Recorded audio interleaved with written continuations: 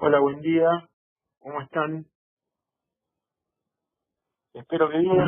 Buenos días. Espero que me escuchen todos. Voy a ver si están silenciados los micrófonos.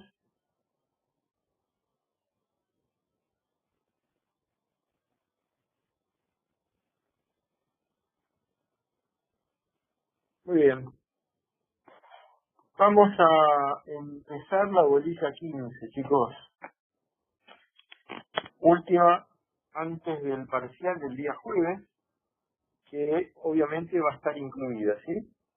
Luego de la clase vamos a atender las preguntas necesarias para que puedan sacarse todas las dudas respecto del parcial. Un comentario previo que hace a la circunstancia actual, a la realidad que nos condiciona, diría, en la vida, en el quehacer diario, en la vida. Cuando iniciamos la cursada, les dije que sin querer asumir que esta es la materia más importante de la carrera, que ciertamente no lo es, tiene una gran actualidad, tanto en la quiebra, en el concurso preventivo, como en títulos de valores. Siempre vamos a encontrar situaciones en las que un concurso está presente, un cheque, un pagaré, un documento que está representando algún acto jurídico, el concurso o la quiebra de algún conocido, de alguna empresa a la que siempre hemos recurrido, hasta el almacén del barrio que ha soportado las consecuencias de la cesión de pagos. Bueno, hoy nos toca asistir a un evento de la macroeconomía, digamos de la economía del país, pero que tiene una directa relación con la micro, que es un concurso preventivo de una empresa muy importante del país, que ayer ha sido declarada o hay un proyecto para ser declarada de utilidad pública y estar sujeta a expropiación, que es Vicentini. No sé si todos están informados, yo los invito a que lo hagan, a que se informen. Cualquier portal, cualquier diario, cualquier agencia de noticias ha levantado la noticia y ustedes pueden ver de qué se trata esto. Vicentín es una empresa que se ha dedicado desde hace casi 100 años a la comercialización, así se dice, de granos, de oleaginosas, para su molienda y su posterior comercialización. Esto es hasta la exportación del producto. Luego ha diversificado su actividad en distintos emprendimientos, distintas unidades económicas. Tiene un gran endeudamiento. Fines del año pasado, en el anterior gobierno, consiguió un crédito del Banco de la Nación Argentina por un monto muy importante. El banco se lo dio sin garantías y hoy no lo puede devolver. Esto originó una acción, una denuncia penal que tramita en un juzgado federal y una investigación que se está cumpliendo respecto del anterior directorio del Banco Nación. Creo que esto se hizo con mucho apuro, sin nada de garantía, y ha sido ciertamente un acto reprochable. Ahora, más allá de estas cuestiones de responsabilidad de quienes han otorgado el crédito en esas condiciones, las consecuencias, obviamente, ya saben, las vamos a pagar todos nosotros, la sociedad en pleno, con disminución de la posibilidad del otorgamiento del mismo monto a otras empresas, entre ellas las cooperativas de la provincia de Santa Fe y de Reconquista o de la zona de Avellaneda me refiero a la provincia de Santa Fe, que requieran de esos importes en préstamos para continuar con sus explotaciones comerciales. Sin embargo, ese dinero que fue cautivo solamente para una empresa, hoy ya no se tiene, con grave daño al patrimonio del Banco de la Nación Argentina. Pero lo más preocupante de esto es que Vicentín está en concurso preventivo, el más importante del país en este momento, con casi 1.500 millones de dólares de pasivo, con un síndico designado. A ver, esperen porque tengo que ver qué me están preguntando, que esto del teléfono, la verdad es que tiene cierta dificultad. No alcanzo a leer qué es lo que me están preguntando. Aguarden un minutito.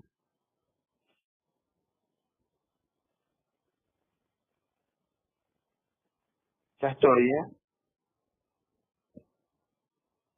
Hasta donde sé inconstitucional su intervención, posible expropiación. Bueno, sí, seguimos con esto. Pero ustedes ya entienden de qué estamos hablando. La gente en general habla, periodismo, muchos economistas hablan sobre los efectos de esta medida tomada por el gobierno. Pero ahora ustedes ya están en condiciones de tener una mirada más técnica, más específica de qué está ocurriendo. Una cosa es el proyecto de expropiación, que tiene rango constitucional y a lo que no se puede oponer nadie, porque está dentro de la facultad del Poder Ejecutivo. Y otra cosa es haber nombrado un administrador, un interventor administrador, que lo hace el Poder Ejecutivo en pleno concurso preventivo, con desplazamiento del síndico y del juez. Esto tiene una gravedad institucional inusitada, porque ha habido muchas otras empresas que han sido estatizadas mediante expropiaciones, 9 en el último gobierno justicialista desde el año 2013 en adelante hasta el 2015, hubo 9, aerolíneas, YPF, una lista ciertamente triste, porque todavía estamos pagando las consecuencias de esa estatización. El problema de esto es que en pleno concurso preventivo se está disponiendo una intervención de carácter administrativo sin haber escuchado al juez. Todavía veremos qué es lo que va a hacer. Si tiene las agallas suficientes, seguramente se tendría que oponer a esto, porque técnicamente es imposible de aceptar, chicos. Esto no está bien. Se nombra un interventor del Poder Ejecutivo chocando con las facultades que la ley de concursos y quiebras le da, no solamente al juez, sino al síndico ya designado, porque no nos olvidemos que están dentro de las facultades del artículo 17, que ya hemos visto hace tiempo, el de nombrar un coadministrador separando, o un administrador coexistiendo o separando a el órgano de administración de la empresa concursada en virtud de algunas de las circunstancias que prevé el artículo 16, es decir, el 17 actúa a modo de sanción.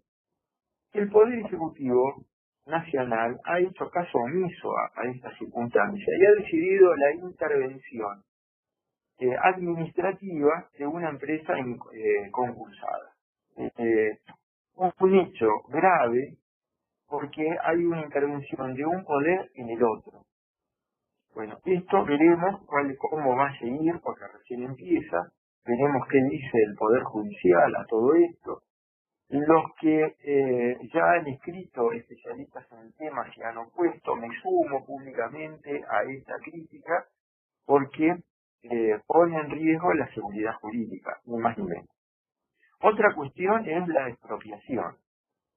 Ahí se puede tener un color político, decir si está bien o está mal, si corresponde que el Estado se meta, si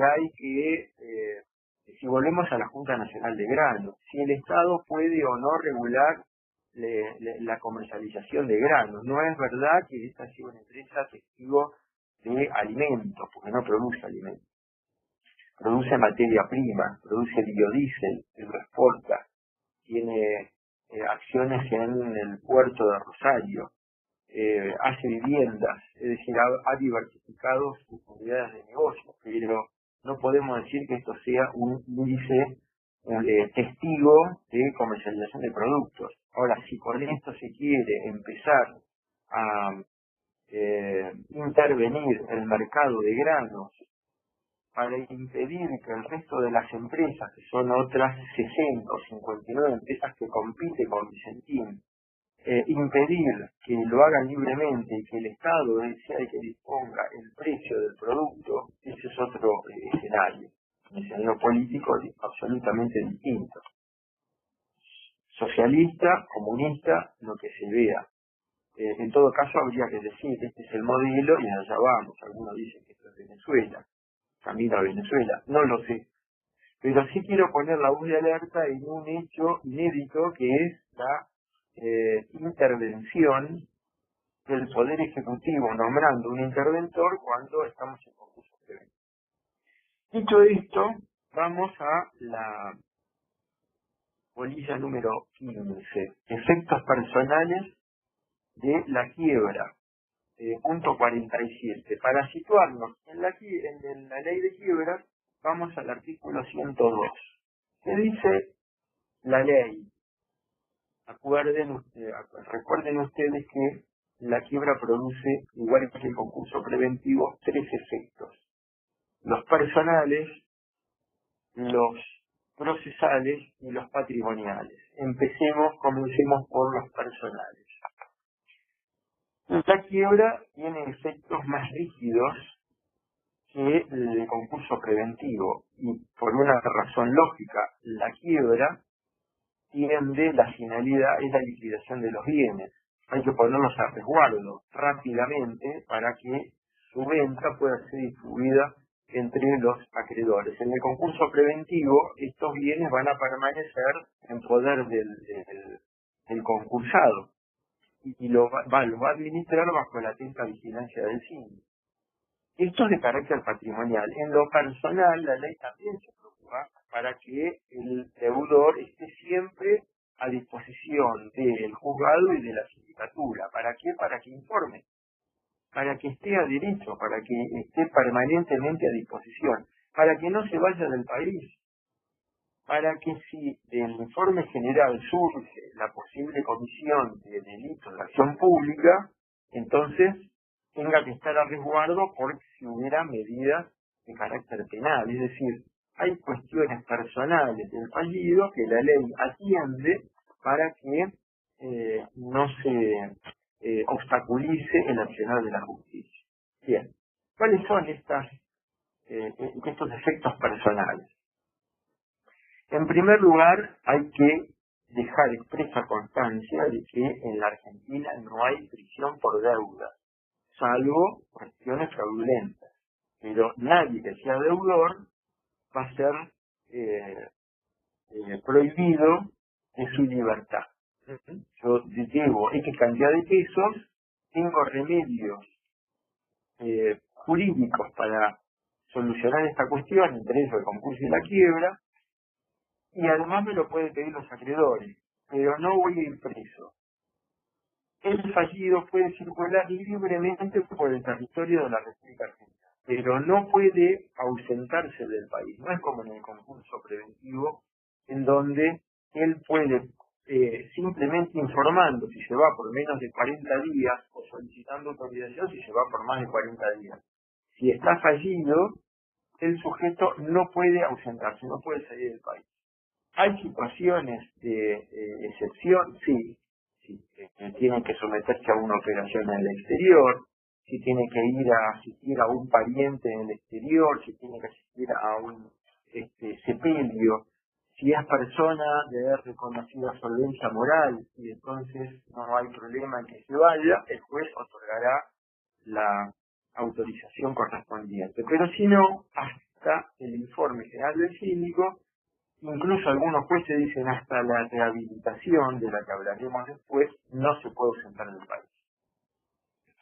Que debe cumplir con el deber de información. Cada vez que lo requiera el juez tiene que concurrir al estudio, a las oficinas del síndico o a la sede del juzgado, donde tendrá que responder a un cuestionario que le hará efectivo el juez a través del secretario o directamente por el síndico. ¿Qué ocurre cuando el deudor no asiste a esa audiencia o cuando va y no responde? Si no va, no asiste, puede ser conducido por la fuerza pública. Esto es, va a ser visitado por un patrullero de la policía, lo llevarán en el patrullero hasta la sede del juzgado y ahí lo entrevistará el juez. No es común que esto suceda. Pero es común que cuando va a una audiencia no contesta las preguntas o no tiene la respuesta suficiente, porque le preguntan, ¿qué hizo usted con los fondos que ingresaron tal día producto de un aporte de un socio o de un préstamo de un tercero, de un préstamo bancario? Y no hay respuesta de esto. Bueno, no le va a pasar nada porque no puede haber prisión en ese caso. O sea, va a ser conducido por la fuerza pública ante la autoridad competente, ante el juez de la quiebra, pero ante la falta de respuesta no puede tener otra consecuencia.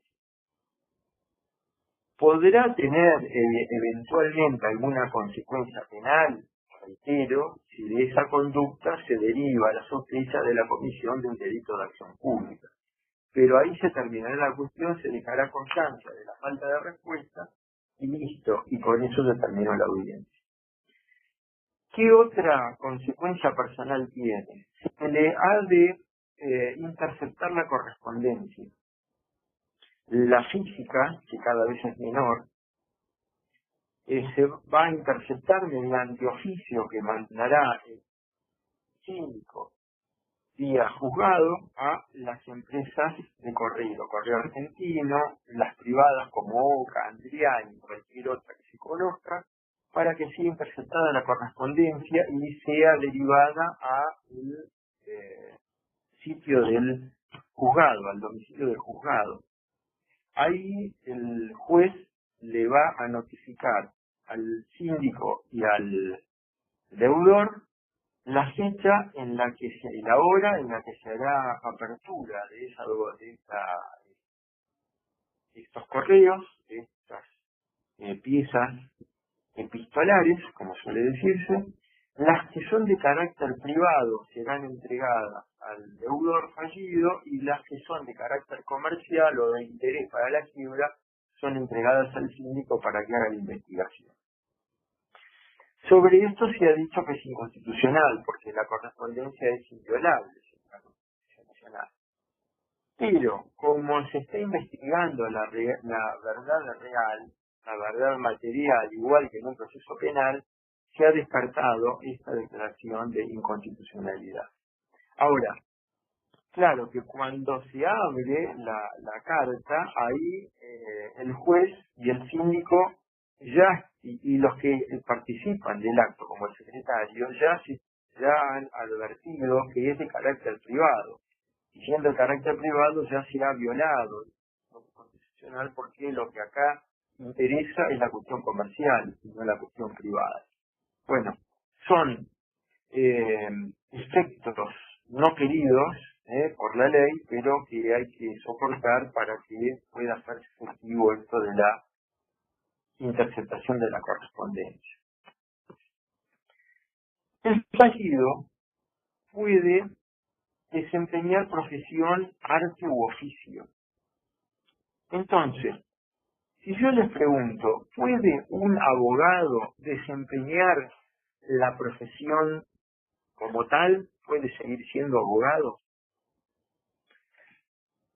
Si les preguntara, ¿un contador público puede ejercer su profesión? Aguarden un minuto que voy a ver el chat.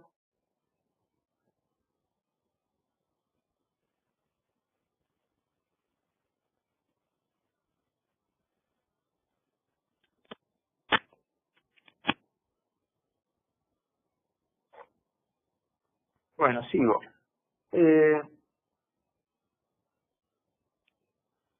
Un psicólogo puede continuar con su profesión, un bioquímico, un médico, y así les podría enumerar todas las profesiones hasta ver cuál es la respuesta de ustedes. Y me podrían decir, y bueno, un médico sí, ¿por qué no? Y un abogado es dudoso, y un psicólogo. Bueno, para contestar esta pregunta, ustedes tienen que ir a la ley que reglamenta el ejercicio de cada una de las profesiones. Y van a ver que todas las leyes que reglamentan el ejercicio de profesiones que implican el manejo de fondos ajenos van a disponer que, algunas más extremas, van a disponer que un profesional de esa profesión concursado no puede seguir ejerciendo la profesión, mucho menos fallido. Todas las que manejan dinero de personas ajenas al patrimonio del deudor fallido no pueden continuar ejerciendo la profesión. Tienen suspendida la matrícula. Y entonces veamos cuáles serían. Un agente de bolsa, un corredor de seguros, no pueden ejercer la profesión ni concursados ni mucho menos fallidos. ¿Por qué? Porque manejan dinero de otras personas, obviamente, porque reciben el dinero y hacen las colocaciones, compran moneda, compran acciones, en el caso de un productor, de un agente de bolsa, y un productor de seguros recibe el dinero y hace la póliza correspondiente. Un abogado no puede ejercer la profesión estando fallido, un contador tampoco, pero sí pueden continuar las profesiones, el desempeño de sus profesiones, un médico, un ingeniero, un psicólogo. Pero insisto, para saber si efectivamente pueden o no continuar ejerciendo sus profesiones hay que ir a la ley que reglamenta el ejercicio de la profesión en cuestión. Pero obviamente tenemos a cada uno de estos sujetos que de lo único que saben vivir es de su profesión. Un abogado puede vivir solamente de su profesión. ¿Y qué hacemos? Bueno, puede seguir ejerciéndola, pero en relación de dependencia. Entonces, puede trabajar en un estudio, lo van a tomar como empleado del estudio, no puede procurar, no puede ejercer la procuración, no puede firmar, y en consecuencia solo puede hacer asesoramiento dentro de un expediente dentro del estudio. Ahí recibirá un sueldo, le embargarán el sueldo en la proporción de ley, 20%, será depositado ese importe en la cuenta de autos y así seguirá ejerciendo su profesión para procurarse el sustento de él y de su familia. Todas las profesiones van a tener exactamente la misma, el mismo desarrollo, porque pueden seguir no pueden seguir ejerciendo la profesión, pero de algo tienen que vivir. Y van a vivir de esta manera consiguiendo un salario a través de una relación de dependencia. Luego vamos a ver cuánto dura esto, porque no es infinito, no vamos a estar toda la vida con esa limitación en el ejercicio de la profesión. Ahora,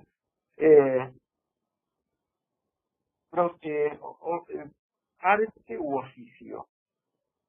¿Qué ocurre cuando el que es fallido es un ama de casa? Nada, seguirá siendo ama de casa. ¿Qué ocurre si es un empleado público? Nada, seguirá siendo empleado público. En algunas provincias, el empleado público, por ejemplo, siendo empleado de tribunales, no puede seguir ejerciendo, no puede seguir en la relación laboral y va a ser despedido. Hay un fallo, un caso muy conocido y conmovedor en la provincia de Córdoba. Si tengo tiempo, después les cuento cómo se desarrolló. ¿Qué pasa si es un plomero?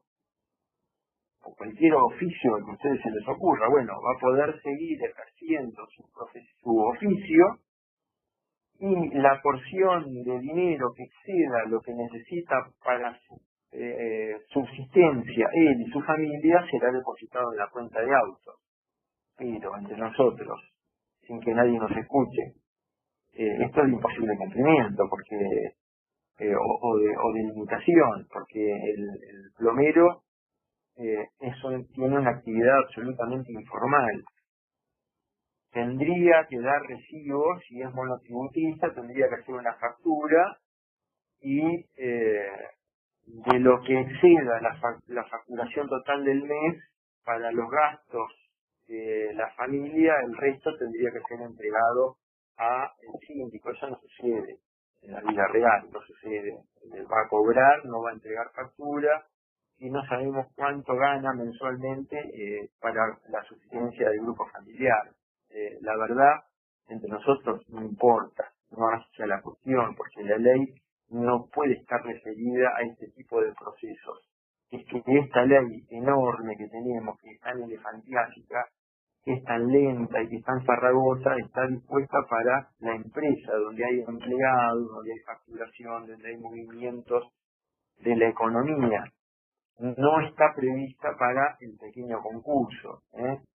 Lo tenemos al pequeño concurso, es verdad, pero lo tenemos dentro de una ley de quiebras que tenemos que aplicarla en su conjunto. Bueno, aparentemente hay algunas, con esto de la pandemia, hay algunos proyectos de ley que tienen trámite legislativo. Uno de ellos habla de una ley de quiebras exclusivamente de 30 y pico de artículos, exclusivamente para el pequeño comerciante, para el pequeño, para la persona física que no tiene una estructura comercial empresaria. Bienvenido sea esto. Algunos dicen que está estudiando también la apertura en la provincia de Buenos Aires de los juzgados de comercio. Bienvenido, hace 40 años estamos bregando por esto, de que en la provincia exista una especialización del fuero, para poder separar lo civil de lo comercial, como está en Capital, en Santa Fe, en Córdoba, en otras provincias en donde evidentemente todo funciona mejor por esto de la especialización.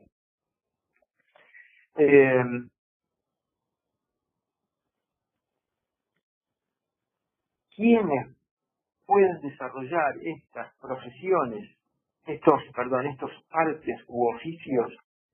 No hay una ley que reglamente el ejercicio de estos oficios. Entonces, todo aquello que no está prohibido está permitido, y en consecuencia esta persona podrá seguir desarrollando esta actividad con la sola limitación de una facturación que exceda los límites para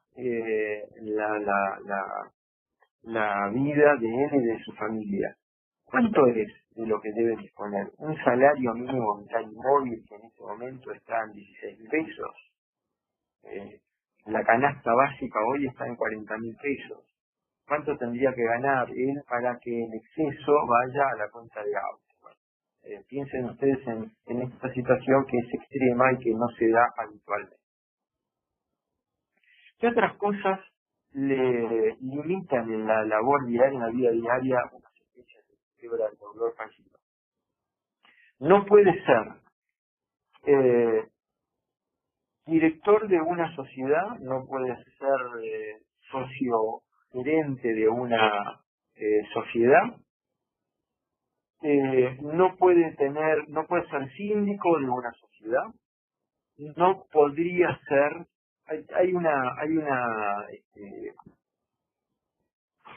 es anecdótico esto, pero hay una limitación en cuanto a el ejercicio de los deberes y facultades cívicas. La ley sanguínea electoral dice que los fallidos no pueden ser electores, no pueden ser elegidos.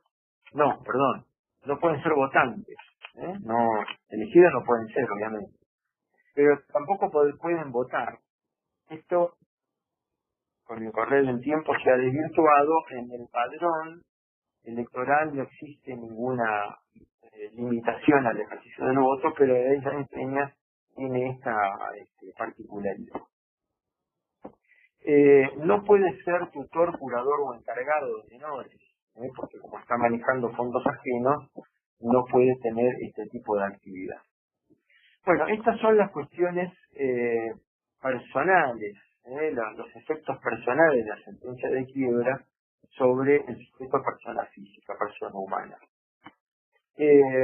Vayamos a las limitaciones.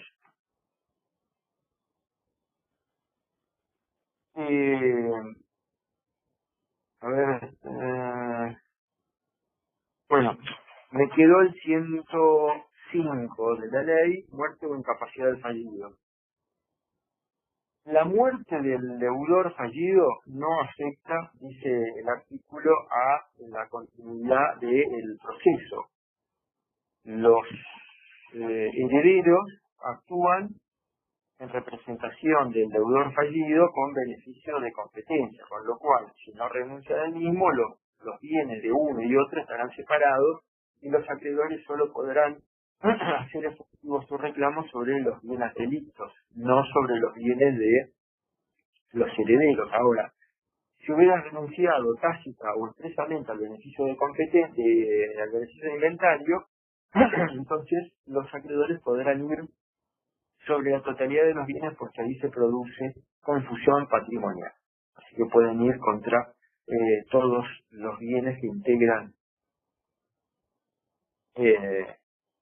el activo falencial. La otra cuestión, el otro efecto, es de carácter patrimonial. Vamos al programa. Ustedes ven que dentro del punto 47, 1 dice libertad ambulatoria de los administradores, 2 restricción a la capacidad civil y profesional, el deber de informar, efecto disolutorio de las sociedades.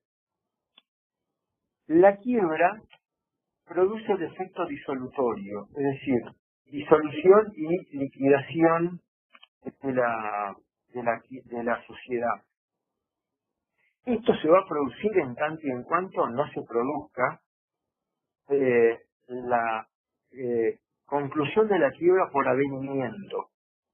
Como el avenimiento puede presentarse hasta la liquidación del último bien, si se produce el avenimiento, la sociedad va a continuar y se va a salvar. Es una especie de salvataje del 48, pero por decisión de todos los acreedores, porque le dan a la sociedad fallida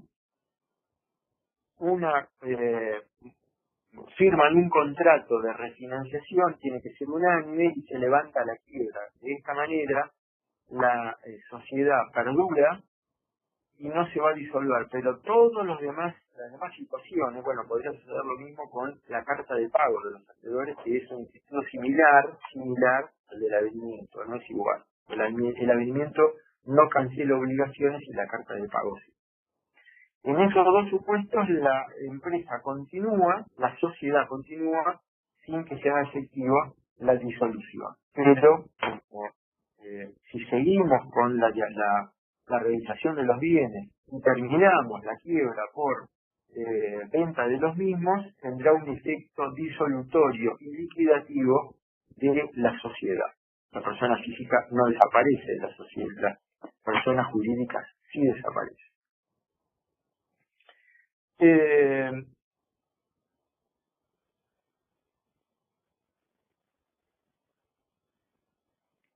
Y el programa habla de la inhabilitación del fallido.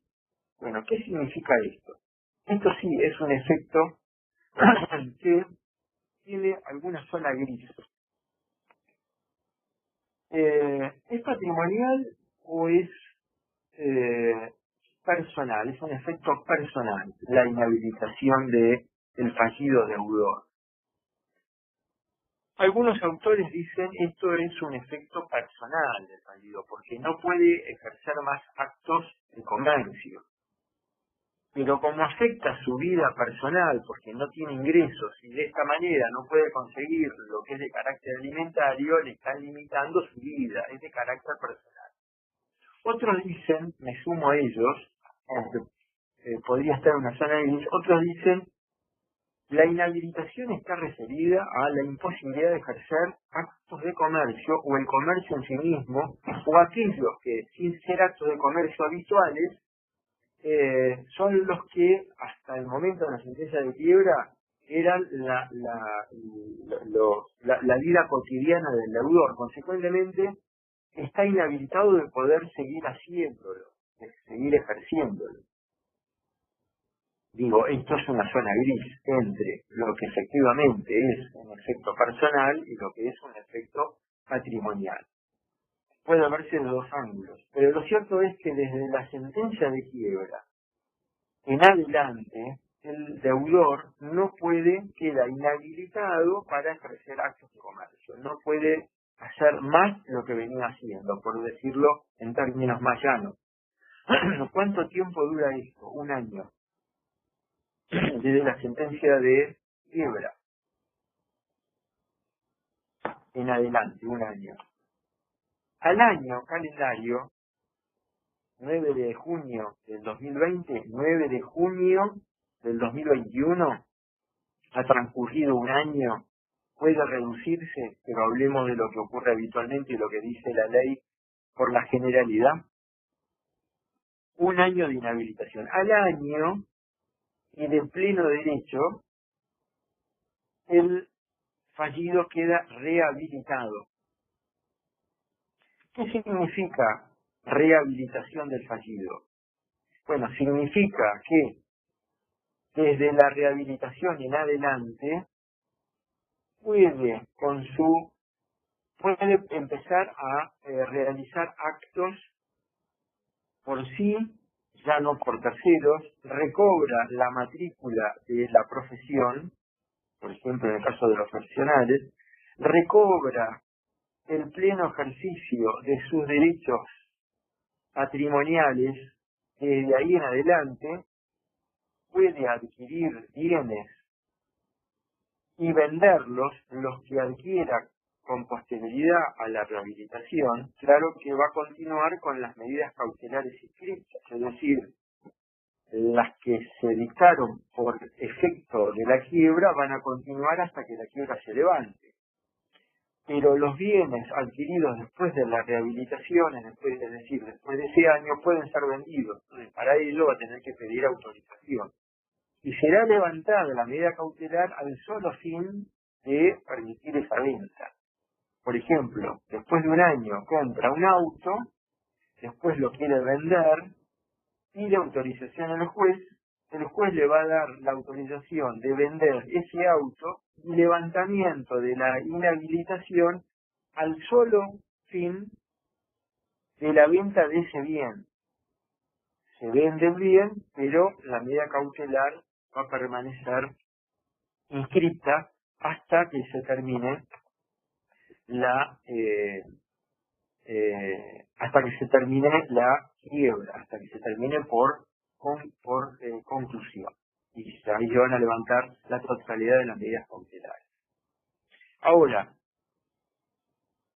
esa rehabilitación que se produce al año es utilizada en nuestro sistema para la quiebra del pequeño, del consumidor o del pequeño comerciante. ¿Por qué? Porque le permite la liberación de todas las medidas cautelares que tiene desde la sentencia de quiebra en adelante. Fíjense lo que le ocurre, por ejemplo, a un jubilado que está sobreendeudado o a un empleado público que ha tomado crédito a través de lo que se llama código de descuentos. Ustedes saben que un empleado público le puede pedir a la mutual a la que está asociada o asociado un código de descuento pidiéndole un préstamo.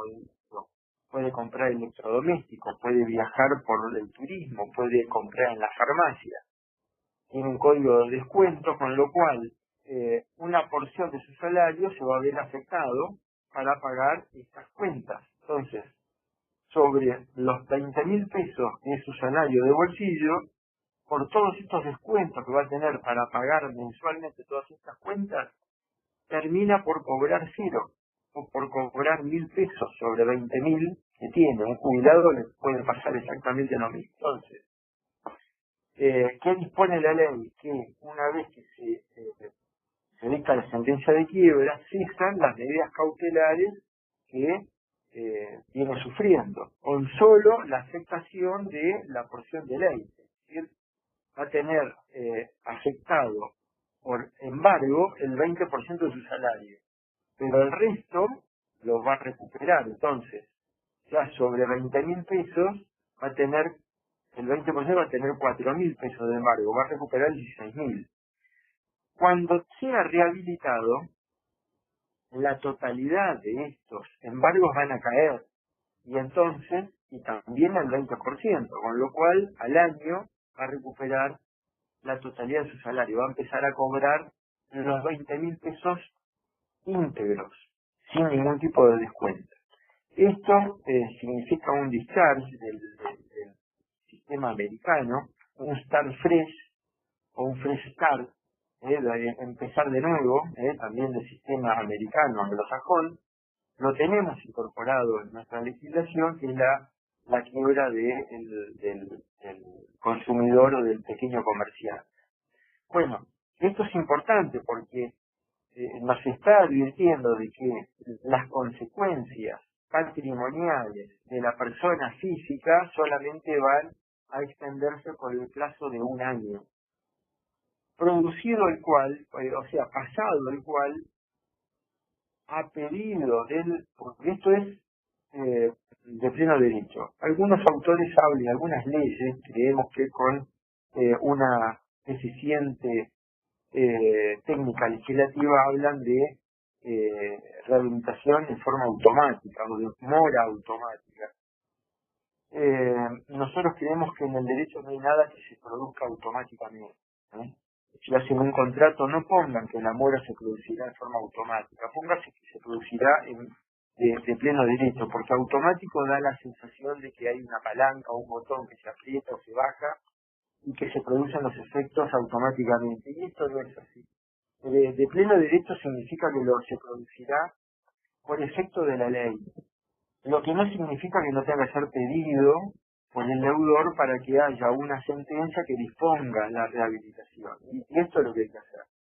Se va a producir de pleno derecho, sí, pero va a haber una sentencia del juez que va a decir: dispongo la rehabilitación del fallido, a partir de ahora en adelante, porque es desde ese momento en adelante que se ha de producir los efectos de la rehabilitación. Así que tengan en cuenta que si no lo piden, esto no se va a hacer. Además, no lo va a hacer el juez de oficio, lo va a tener que hacer a pedido del deudor interesado, del fallido, como parte interesada en el proceso. Muy bien. ¿Cuál es el efecto patrimonial que diferencia la quiebra del concurso preventivo? En efecto, la diferencia es por antonomasia. Es el desapoderamiento. Es la aprehensión de los bienes por parte del síndico para poder disponer de ellos, para poder ser vendidos y con su resultado pagar a los acreedores. En el concurso preventivo no hay desapoderamiento. Como habíamos dicho, como habíamos visto, algunos autores de la mano del profesor Rivera dicen en el concurso preventivo hay un desapoderamiento atenuado. Bueno, nosotros, junto con nuestros doctrinarios, sostenemos que esto no es posible. Se está embarazada o no se está embarazada, no se puede estar un poquito embarazada. No puede haber un poquito de medidas cautelares vigentes. O hay medidas cautelares o no hay medidas cautelares. Y hay desapoderamiento o no hay desapoderamiento. En el concurso pues, hay una medida cautelar trabada, que es la Dirección General de Bienes, y un seguimiento por parte del síndico de la administración de los negocios del concursado. Bueno, en la quiebra tenemos desapoderamiento, no hay más administración por parte del concursado, la administración la ejerce el síndico. Entonces este desapoderamiento ahora es mucho más, económicamente hablando, patrimonialmente hablando, es más estricto que el concurso preventivo. Por eso la quiebra es más estricta, es más drástica. Tiene efectos mucho más dolorosos para el concursado que para el fallido que para el concursado. Esto es obvio. El desapoderamiento se hace efectivo sobre la totalidad de los bienes del deudor que integran el patrimonio.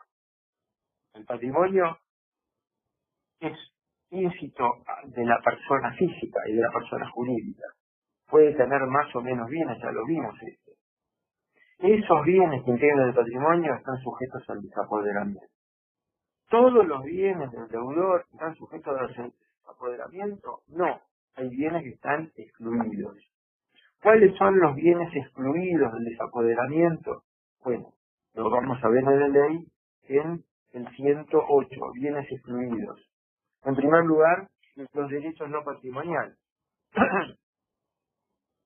¿Cuáles son los derechos no patrimoniales? Los que están enumerados en el Código Civil y Comercial y en juicios especiales. Por ejemplo, los derechos intelectuales no están sujetos a desapoderamiento, pero los frutos de los bienes, de los derechos intelectuales, derechos de autor, por ejemplo, sí están sujetos a desapoderamiento. Las indemnizaciones del daño moral no están sujetos a desapoderamiento. Acá hay alguna discusión. Porque si un acreedor le dice al deudor, vos sos un ladrón por haberte quedado con mi dinero, el deudor se siente menoscabado en sus derechos y le hace una denuncia por calumnias e injurias. El juez penal dispone que ha sido efectivamente injuriado y ahora está reclamando una indemnización de carácter moral. Bueno, por haber sido imputado como ladrón, va a recibir una indemnización. Esa indemnización, que puede ser la totalidad de su pasivo, no está sujeto a desapoderamiento. Va a va a estar dentro del patrimonio del deudor y dispuesto como él quiera. Algo no está bien, ¿cierto? Es lógico pensar en la imputación de un delito que no ha ocurrido y la indemnización consecuente. Pero sobre esto hay muchos otros ejemplos que ponen en tela de juicio la conducencia de la excepción. ¿Qué otros bienes no están sujetos a desapoderamiento? Los bienes inembargables del Código Civil y Comercial. ¿Cuáles son esos bienes inembargables? Lo dice el Código. El hecho cotidiano, ¿cuál es? La cama. Los utensilios, el ajuar, la ropa, la mesa, la silla. Ahora la computadora, hace muchos años no, es un artículo de lujo, hoy la computadora no lo es. Todo depende de qué tipo de computadora tengamos y cuál es el monitor que tengamos. Un televisor color, cuando apareció el televisor color en Argentina, 70 y pico, era un artículo suntuario. Hoy no lo es. Hoy hablamos de si el televisor es smart y de cuántas pulgadas. Si tiene un 65 pulgadas curvo, le van a sacar el televisor. Ahí se quedará con un 20 pulgadas, un 24 o un 32. Esto es opinable. ¿Quién es el deudor? ¿Qué familia tiene? ¿Cómo está compuesta? ¿Tiene hijos chicos? ¿Sirve para la distracción? Imagínense esto en la pandemia, en plena pandemia, donde tenemos que quedarnos adentro. Donde un medio de distracción es ver películas, Netflix o Flow o cualquiera de las plataformas que están vigentes. Un televisor 55 pulgadas, color, obviamente color, 55 pulgadas, ¿es un artículo de lujo o no? Bueno, muy opinable. Esto ha ido cambiando a medida que la sociedad va cambiando y el consumo va cambiando.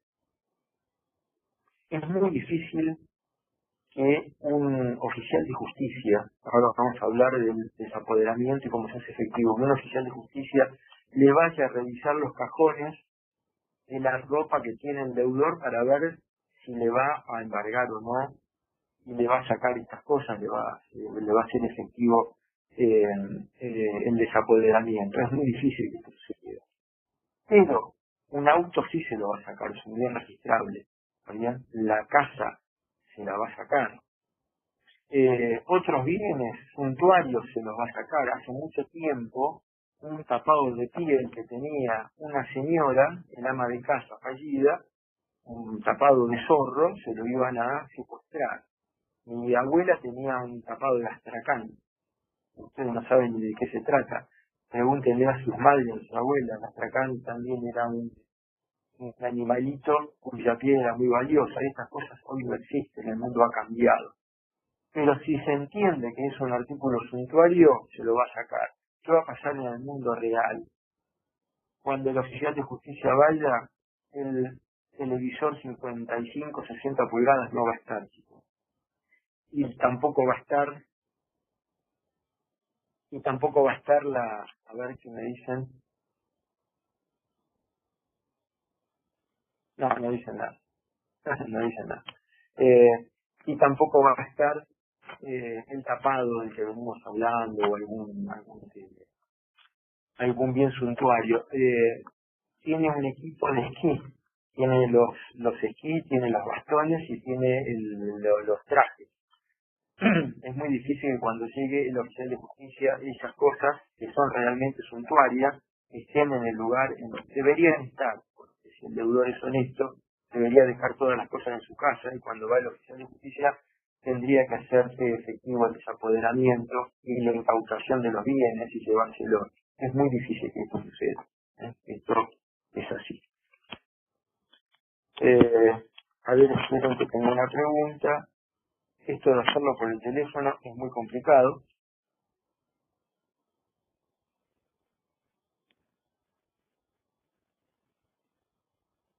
Bueno, no alcanzo a ver qué es lo que me están preguntando.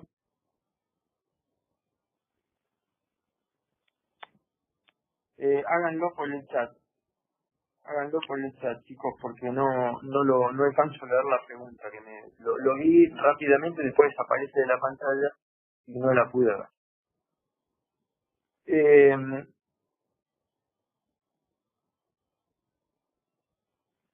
¿Qué otros bienes son inembargables? Los bienes de los hijos. Los bienes de los hijos. Que por algunas circunstancias sean de los hijos, son inembargables, pero los frutos de esos bienes que son de la administración del padre, del mayor fallido, esos frutos sí son embargables. Tampoco son desapoderables los bienes propios del cónyuge. Los bienes propios del cónyuge cuya administración le corresponde al deudor fallido no son embargables, no son desapoderables, pero los frutos de esos bienes, el 50% que son gananciales, sí corresponde el desapoderamiento. No está previsto de esta manera en la ley, pero del análisis del contexto del Código Civil y Comercial y de la Ley de Quiebras debe coincidirse que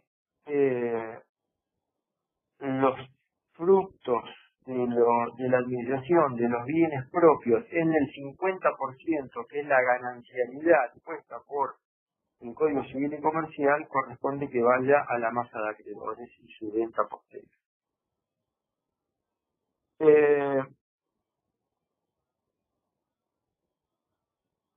Sí, la vivienda, acá me preguntan, la vivienda. Ahora vamos a hablar de lo que es la vivienda por por el efecto de la inscripción como bien de familia. Vayamos ahora, voy a hablar de los secúbitos, te da lo mismo el orden. El bien, la casa habitación, uno solo bien dispuesto como casa habitación puede ser inscrito en el registro de la propiedad inmueble local, departamento de la provincia que se trate, puede ser inscrito como bien de familia. Esto quiere decir que desde ahí en adelante todos los acreedores de causa posterior a la inscripción como bien de familia no pueden agredir ese bien, sí los de causa anterior. Un solo bien por parte de cualquiera de los miembros de la familia. Esto tutela el derecho a la propiedad, obviamente. Como bien lo indica el nombre, es bien de familia. Ese bien está protegido para que la familia pueda continuar viviendo y no sea afectado por la quiebra de alguno de los miembros de esa familia. Normalmente es el padre o la madre fallidos. Ahora, ¿qué pasa cuando ese bien tiene acreedores de causa anterior a la constitución del bien de familia? Bueno, ese acreedor puede pedir la venta del bien.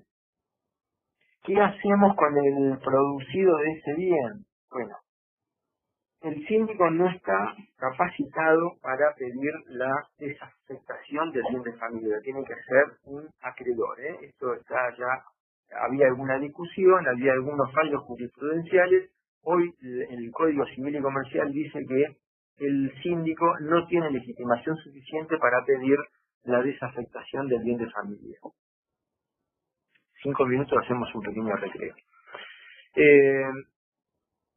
Bueno, vendemos el bien para dar satisfacción a un acreedor que es anterior a la construcción del bien de familia. Vendemos el bien. Con el producido le pagamos a ese acreedor y con lo que sobra le damos el dinero al deudor para que pueda comprar otro bien que será inmediatamente afectado nuevamente al régimen de bien de familia y para que no pueda ser agredido por el resto de los acreedores. Por supuesto, estoy hablando de los acreedores posteriores a la inscripción, pero se va a retrotraer a la fecha de constitución anterior. Ahora, si no compra nada y se queda con el dinero, esos fondos van a ser afectados a la quiebra y van a ser tomados para ser repartidos entre los acreedores de acuerdo a un informe final y a un proyecto de decisión. Así que, ¿y quién va a velar por el cumplimiento de esta manda judicial? Lo tendrá que hacer el síndico. Tendrá que ver que el dinero que ingresó en la cuenta de autos luego sea afectado al pago de la nueva vivienda que va a ser adquirida por el fallido. Y el juez le va a hacer la transferencia a la cuenta que corresponda del vendedor de esa casa. O sea, que no habría posibilidad de que esto no suceda, salvo que el deudor decida no comprar ninguna vivienda. Entonces esos fondos, en vez de ser afectados a la adquisición de una vivienda, como bien para ser afectados a bien de familia, queda en la cuenta de autos, entonces será distribuido entre los acreedores. Algo que produce alguna discusión son los sepulcros. Como no están dentro del comercio, no pueden ser desapoderables. Y si no son desapoderables, entonces van a permanecer en el patrimonio del deudor. Ahora, fíjense ustedes qué circunstancias se da. Acá hay algún ingrediente de carácter moral o religioso. Un sepulcro, una bóveda, en el cementerio de Recoleta, por ejemplo, en Capital Federal, algunos valen mucho dinero, porque de acuerdo a donde estén, si están cerca de la tumba de fulano de tal, la tumba de Belgrano, la tumba de Perón, la tumba de Rosas, o algún prócer de la Argentina,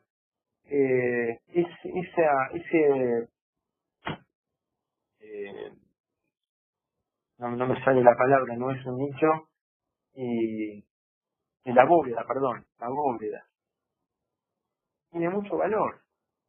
Quizás supere el valor, el importe de todo el pasivo del deudor. Una bóveda de ese tipo puede costar $50.000.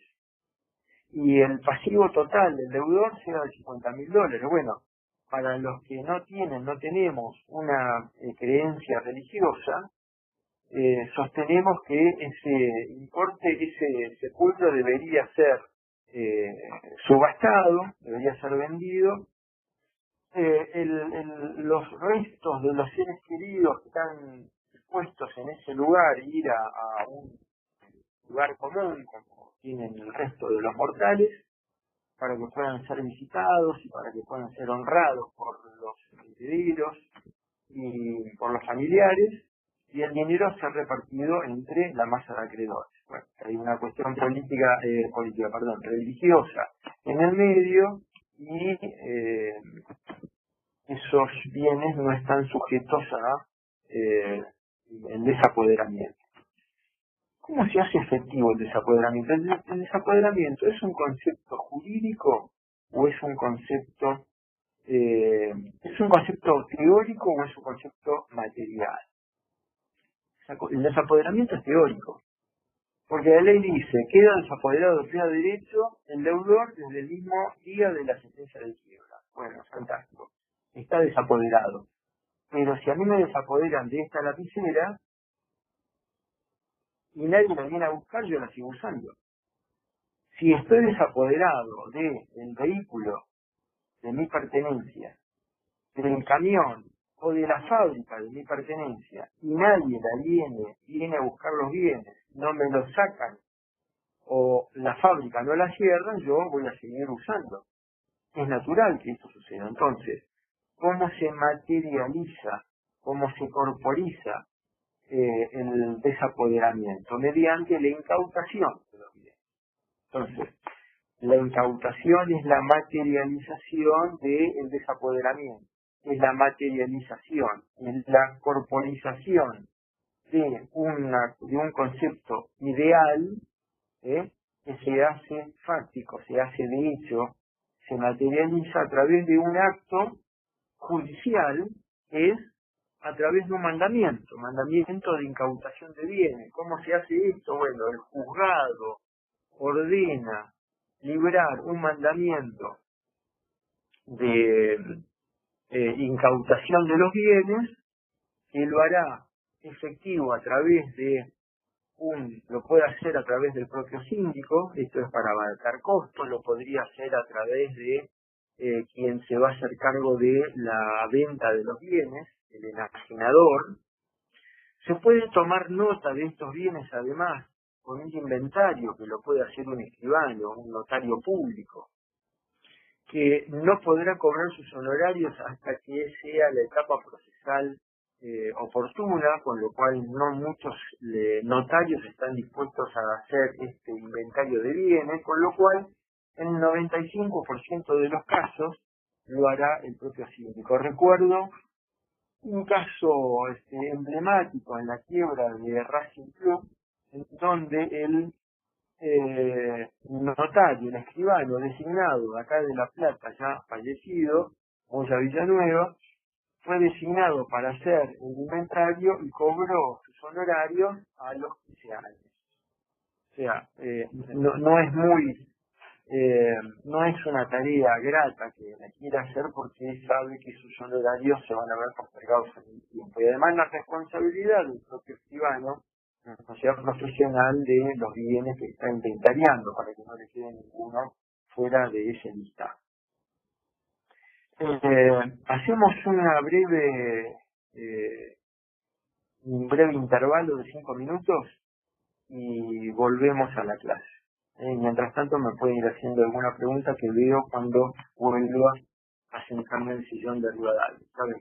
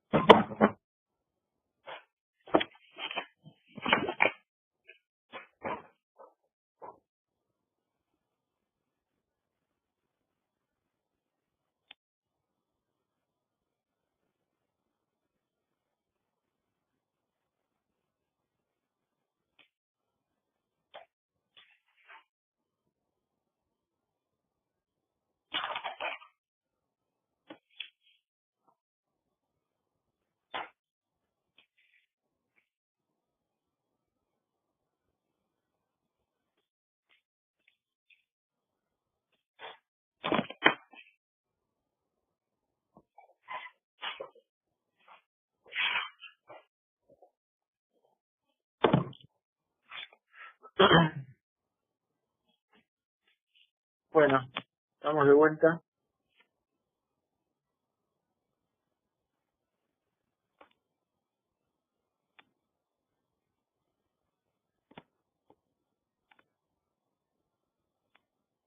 Muy bien, seguimos. Pero bueno, no tengo preguntas, así que vamos a seguir.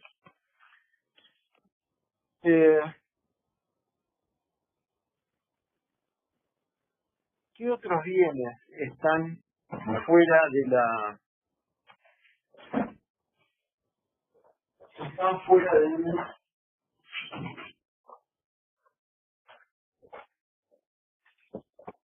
Disculpen, fui a cerrar la puerta.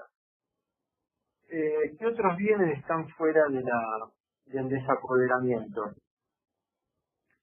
Por supuesto que todos la actividad propia, personal del deudor está autorizada, es decir, la legitimación pasiva y activa del deudor, por efecto de la quiebra, está sustituida por la actividad del síndico, pero él conserva la legitimación suficiente para atender los actos de conservación de bienes frente a la inacción del síndico. Por ejemplo, si el síndico no hace nada respecto de bienes que el deudor tiene como bienes perecederos, por ejemplo, tiene una empresa de frutas y hortalizas, y se están pudriendo, y el síndico no hace nada, el deudor fallido tiene la facultad legal de disponer la venta de los bienes perecederos y rendir cuentas al juzgado de esa operación, porque de la inacción se va a derivar perjuicio mayor que la inacción propia del tribunal o del síndico, que no ha actuado evidentemente.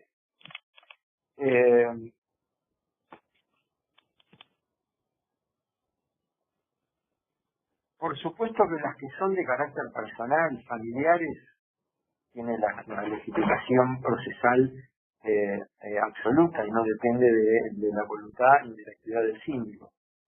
Piensen también que el deudor fallido tiene lo que se denomina la expectativa del remanente. Quiere decir que él espera que lo que sobra de la venta de los bienes le sea de vuelta, sea de él. De tal manera que esa expectativa de remanente siempre le va a dar el derecho procesal de actuar en la quiebra, de actuar en el juicio.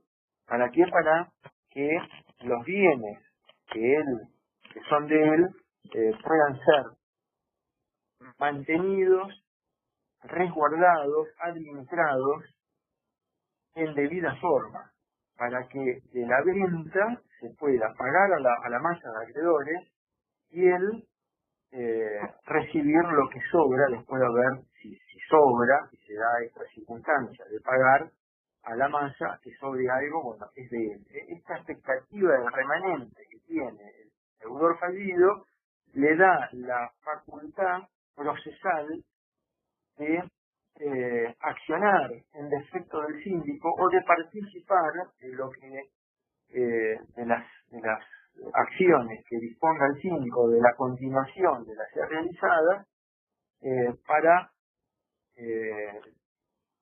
preservar el derecho que le corresponde al fallido.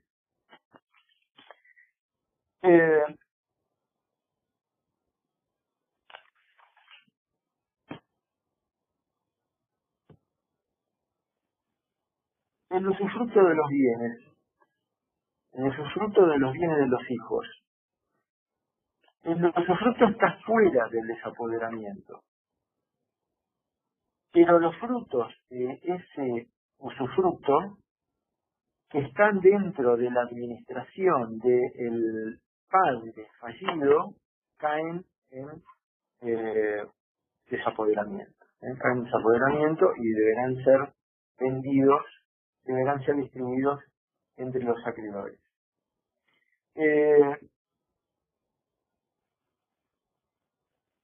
Los que disponen otras leyes, inciso séptimo del 108. Bueno, cada una, hay otras leyes que disponen el carácter inembargable del bien y en consecuencia la exclusión del desapoderamiento. Son muchos los bienes que están excluidos como para hacer un listado en donde la excepción es la regla. Bueno, todo lo que el deudor el deudor persona física me estoy refiriendo, no podemos ver lo que pasa con la empresa. La persona física, todo lo que son bienes registrables, bienes suntuarios, bienes que no sean de uso necesario, habitual, del quehacer cotidiano de él y de su familia, van a ser desapoderables. Esto forma parte de un casuismo que deberá ser resuelto por el juez en la medida que sea denunciado por el oficial de justicia que va a acompañar al síndico o al enajenador para cuando haga el mandamiento de incautación. Esta es una situación a veces muy angustiante. Quiero que sepan que una de las profesiones más peligrosas que hay en el país, no sé si en el mundo, porque no sé cuántas estructuras son iguales, pero sí que en el país es el del oficial de justicia, que muchas veces se ve expuesto a violencia, que son recibidos a balazos, que cuando quieren retirar un menor para que sea entregado a uno u otro de los cónyuges, de los padres, no son entregados y hay violencia. Cuando tienen que ser desalojado un inmueble, que hay violencia. Cuando tienen que ir a secuestrar un bien, por ejemplo, en una quiebra, hay violencia. Cuando tiene que actuar y hay una olla popular de una empresa que ha sido declarada en quiebra, una gestión, una tarea ciertamente muy riesgosa por parte del oficial de justicia, no del oficial notificador, con dos empleados de la oficina de mandamientos y notificaciones, pero de distinto rango. Los más antiguos son oficiales de justicia, que son los que llevan adelante todas estas medidas, y después está el oficial notificador, que simplemente diligencia las cédulas, notificando, y esto está esencialmente reducido porque no hay actividad, y cuando hay actividad normal, la notificación electrónica ha suplido mucho de esto de la cédula formato papel. O sea que el oficial notificador ha visto sustancialmente reducida su actividad, pero no el oficial de justicia, que mantiene todo esto que es material y que tiene que cumplirse porque hace a la ejecución de las órdenes emanadas del juzgado.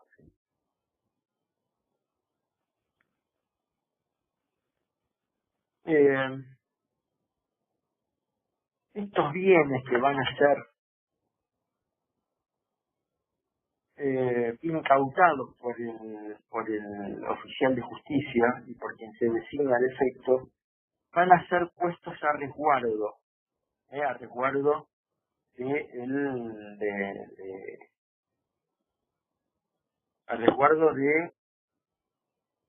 lo que podrían ser depredadores, de las inclemencias del tiempo, del abandono. Estos bienes tienen que ser puestos a resguardo. ¿Cómo se incauta? Esto forma parte de otra vez un tema de otra bolilla, pero ustedes tienen que tener una idea de qué hacemos con los bienes. Estamos hablando de desapoderamiento. Bueno, se desapodera, pero siendo un término absolutamente ideal, se hace efectivo, se materializa a través de la incautación. Y ustedes se preguntarán, bueno, sí, ¿y qué hacemos con los bienes? Porque el deudor, persona física, tiene un auto. Bueno, le dice el juez al deudor, entregue el auto y entrégueselo al oficial de justicia o al síndico. ¿Qué hacemos con el auto?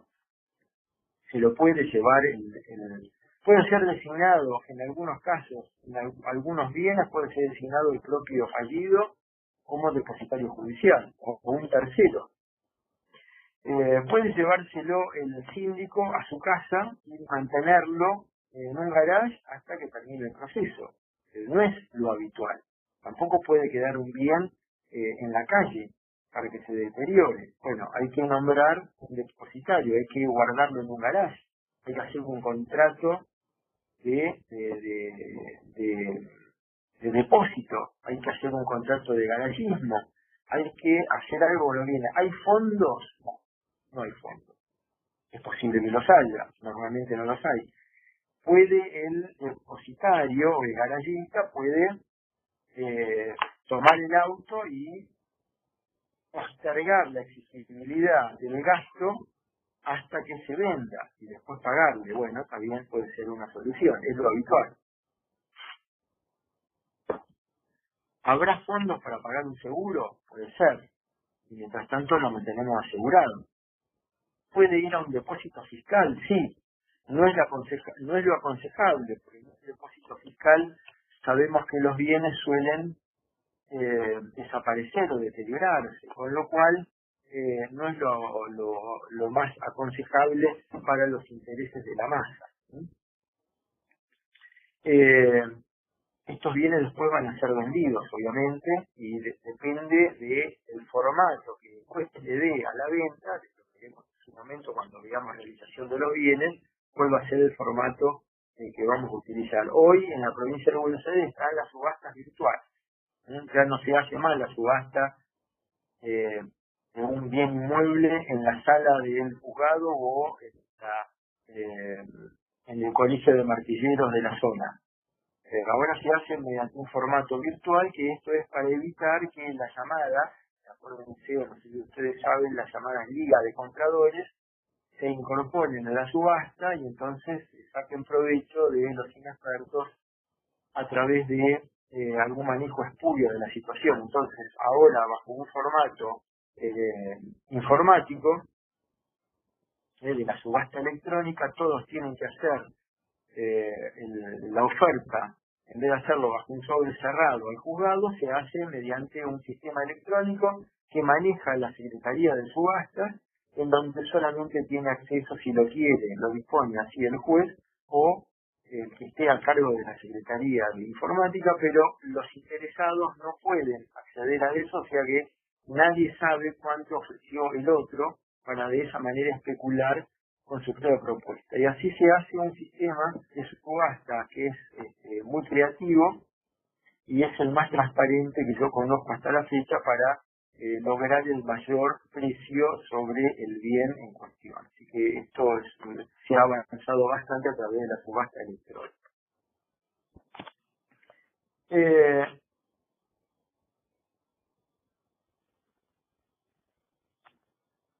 109 y 110 de la ley ya lo desarrollé.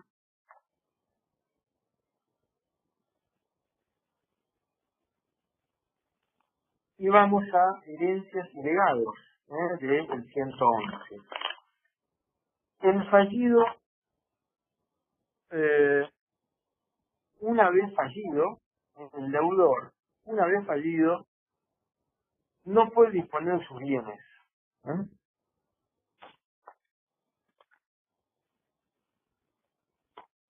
Pero sí puede aceptar las donaciones y los legados. En la medida en que esto no suponga una disminución de su activo y que signifique una disminución de la garantía de los acreedores, esto puede realizarse. Obviamente que la aceptación o la repudiación de la herencia o del legado estará siempre bajo la intervención del síndico, porque no se olviden que el deudor, habiendo sido desapoderado y limitado en su legitimación activa y pasiva, en este caso la aceptación o repudiación de la herencia puede estar, va a estar limitada también por la intervención del síndico. Si acepta la herencia,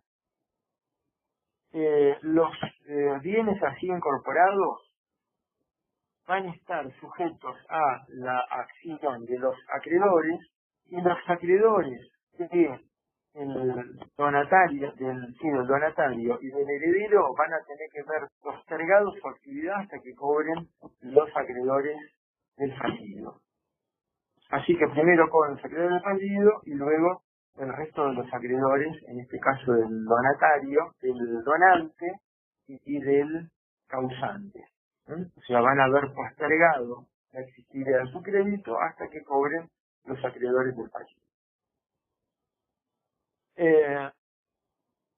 ¿Qué pasa si el síndico rechaza la donación porque el cargo que tiene es sumamente oneroso? Bueno, lo puede tomar el deudor bajo su responsabilidad y siempre que no afecten los derechos de la masa de acreedores, porque si le donan un cuadro extremadamente valioso, por supuesto que va a ser vendido y el resultado de esa subasta va a ser objeto de distribución entre la masa. Pero le donan algo que no tiene ningún valor. Por ejemplo, le donan el cuadro del abuelo, una pintura que tiene del abuelo que no tiene ningún valor. Bueno, permanecerá en el patrimonio del deudor fallido. Ahí no tenemos ninguna cuestión que hacer, pero le donan algo que necesite cierto mantenimiento, que necesite una inversión. Si lo va a hacer con fondos del concurso de la quiebra, no lo va a poder hacer porque esto afecta a la garantía común. Porque va a haber disminuido el patrimonio de los bienes, va a haberse disminuido porque los bienes o el resultado de la venta de esos bienes va a ser disminuida porque va a haber un nuevo acreedor. Entonces, la masa puede oponerse. En la medida en que la aceptación de estas donaciones, de estos legados, no conspiran en contra de la participación de los acreedores en la torta común de reparto, objeto de la distribución de bienes, la distribución de fondos, ningún problema. En la medida que exceda, se van a oponer porque van a ver disminuida su participación.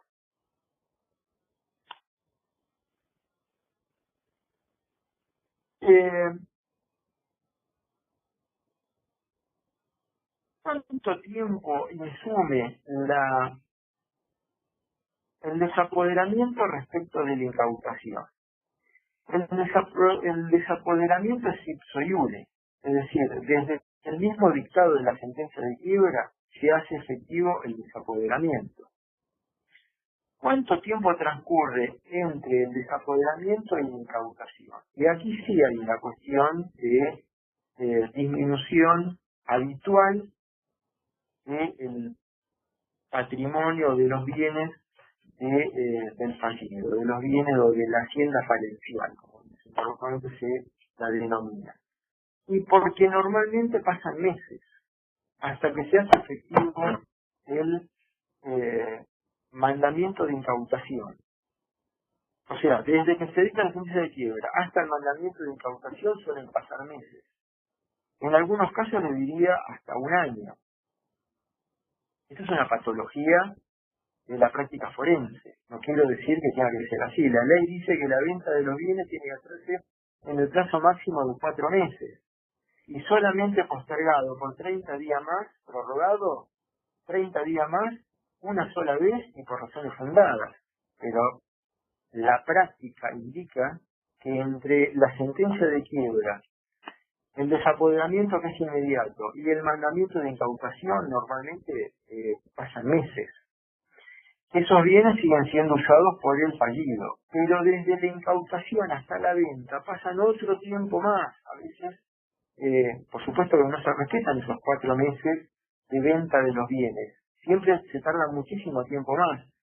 En algunos casos años. ¿Cuántos años? Y tenemos quiebras en el Departamento Judicial de La Plata que ya tienen 20, 25, 30 años y hay bienes que no se pudieron vender. Ejemplos jurisprudenciales. En la quiebra del Banco Platense, muchos de los bienes no han sido vendidos aún. ¿Por qué? Bueno, porque el banco dentro de su patrimonio tenía, por ejemplo, un campo de no sé cuántas miles de hectáreas en la provincia de Santiago del Estero. Cuando el síndico fue a tomar posesión de los bienes para poder hacer luego la subasta de ese bien, se encontró que en ese campo había un pueblo entero.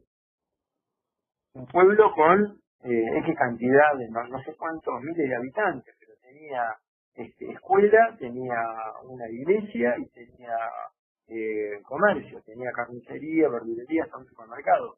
¿Cómo se hace para tomar posesión de esos bienes y para poder venderlos? Bueno, se presentó en el expediente de la quiebra el asesor del pueblo de la provincia de Santiago del Estero oponiéndose. Luego se terminó a través, creo que, de una expropiación que hizo la provincia de las hectáreas que afectaban a lo que era el ejido urbano de ese pueblo, y el resto se pudo rematar y así solucionar. Pero esto tardó años, 10, 12 años.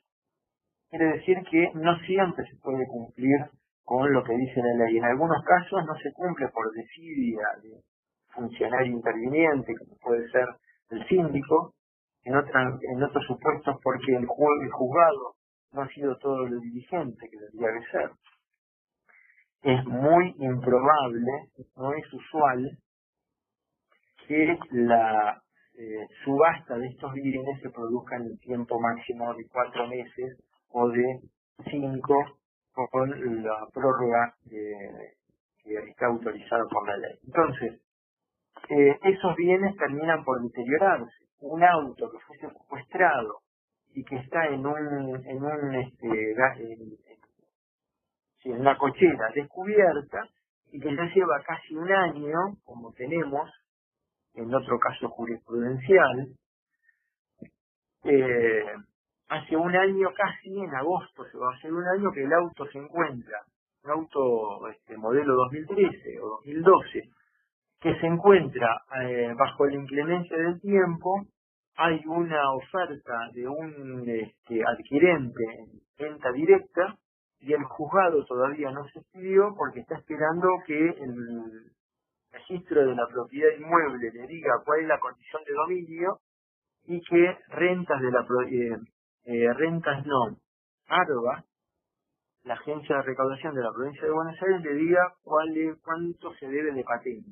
Y así estamos, hace no sé cuánto tiempo, el auto no se vende con grave deterioro para la masa, porque cada vez que pasa más tiempo la oferta es la misma, el dinero se va envileciendo porque no está hecho efectivo y no hay una reserva, ni el dinero ha sido puesto a plazo fijo, ni se han comprado dólares, con lo cual cada vez la masa recibirá menos. Ustedes comprenden a qué me refiero, cuál es el daño que se experimenta por el alongamiento de los plazos procesales en una quiebra que termina repartiendo miseria, reparte escombros.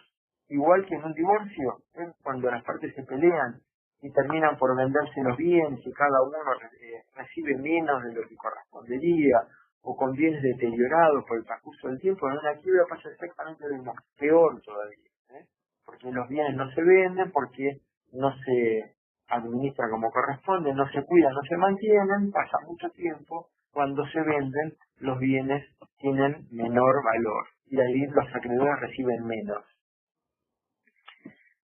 ¿Quiénes son los acreedores? ¿Quiénes son los acreedores? Bueno, los acreedores es la masa pasiva. ¿Recuerdan? La masa activa es el conjunto de bienes y la masa pasiva es el conjunto de acreedores. Este es el último punto de la bolilla 15, es decir, el punto 49, masa, concepto, terminología. La masa, masa pasiva se está refiriendo en este caso el programa, o conjunto de acreedores o litisconsorcio activo necesario. La masa de acreedores no es una persona jurídica. En consecuencia, no es sujeto de imputación de derechos y de responsabilidades. Es un conjunto de acreedores reunido por efecto procesal de la ley de concursos y quiebras. Los bienes del deudor no son de la masa. No hay un traspaso de los bienes del deudor a la masa de acreedores. Primera cuestión. Segunda cuestión. La masa de acreedores no tiene un tiempo de vigencia dispuesto ni por la sentencia de quiebra, ni por la ley de quiebra, ni por la autoridad de contralor societaria, es decir, por la IGJ o por la Dirección Provincial de Personas Jurídicas. No es una persona jurídica. No tiene un tiempo de vigencia, no tiene un patrimonio propio, porque, insisto, los bienes del deudor siguen siendo del deudor hasta la subasta. Y cuando por la subasta o por lo que el medio de realización del bien de que se disponga pase del deudor al adquirente, ahí dejan de ser del deudor y se hará la transferencia del dominio del bien que corresponda. Pero nunca fueron de la masa. Esos bienes están bajo un proceso concursal.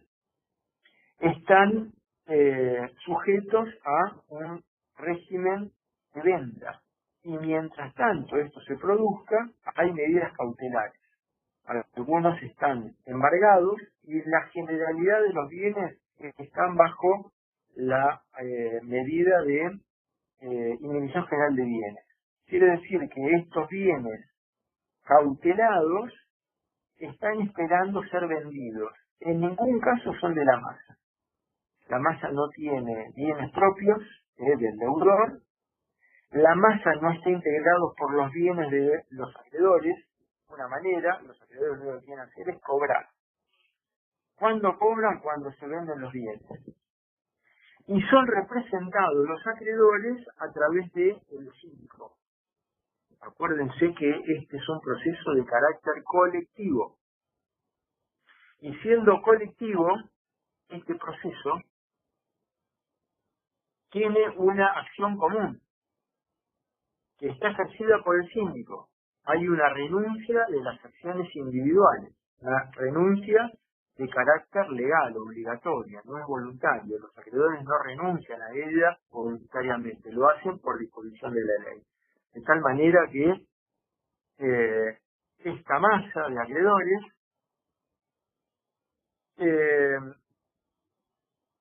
no tiene una personalidad jurídica propia.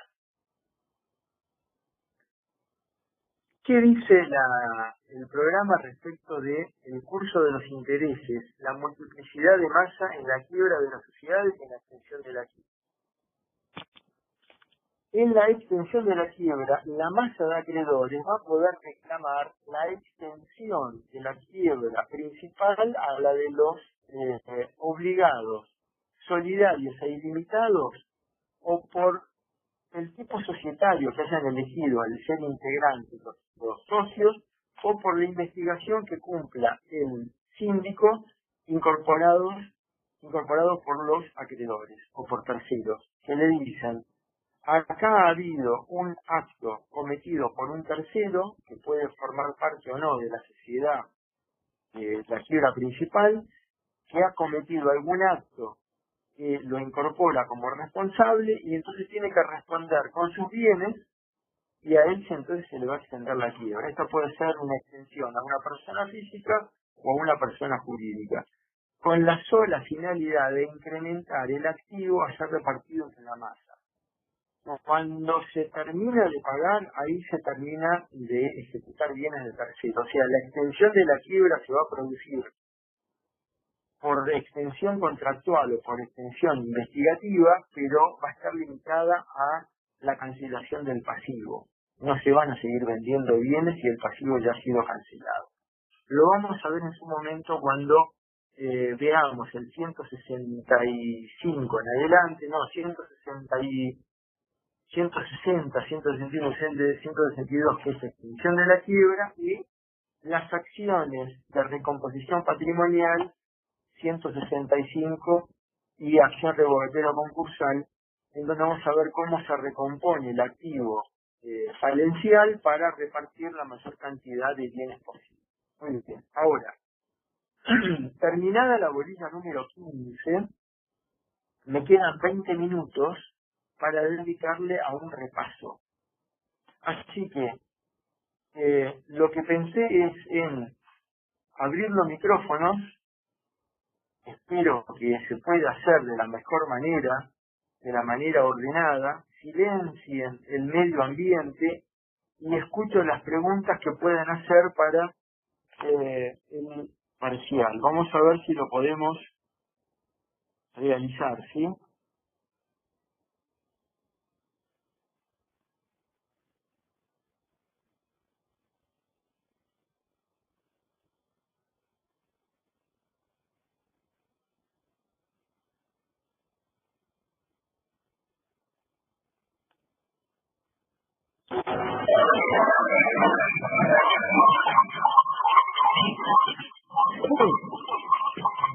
Bueno, ahora tengo el sonido habilitado. ¿Quieren hacer la...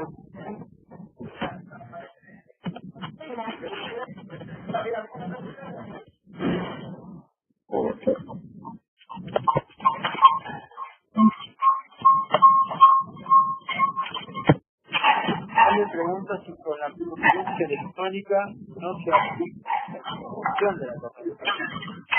No se puede hacer la fecha de presentación porque no se puede ingresar en los costos del deudor. Eso importaría una violación a su intimidad y no es previsto en la ley hacerlo de esta manera, con lo cual todo lo que sea electrónico por el momento queda en la esfera personal del deudor.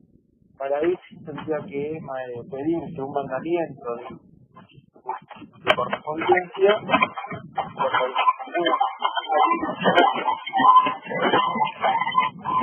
momento. ¿Esta pregunta? Buen día, profesor. ¿Me escucha? Buen día. Sí, una pregunta. En relación a la afectación, a las inhibiciones que tiene la sentencia de quiebra, ¿los socios ilimitadamente responsables también son afectados?